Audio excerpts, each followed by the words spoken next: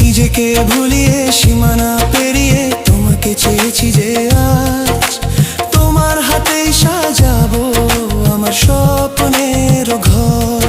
আমি তোমার প্রেমে পড়ে দুনিয়া ভুলে গেছি।